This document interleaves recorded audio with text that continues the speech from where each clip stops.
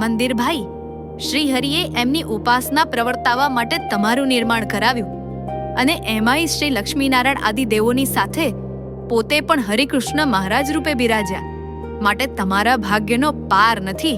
હા ધજાબેન, અને એ હરિકૃષ્ણ મહારાજની ઉપાસના કરી લાખો જીવ માયા જીતીને અક્ષરધામમાં પહોંચે તેની વિજય ધજા ફરકાવવા તમને વધરાવ્યા, માટે તમે પણ ઓછા ભાગ્યશાળી નથી.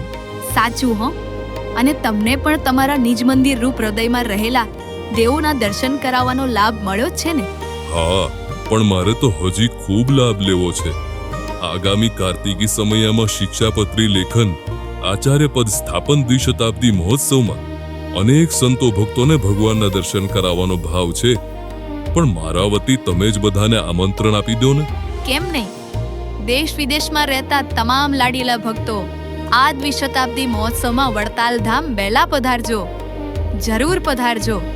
પધારશો ને?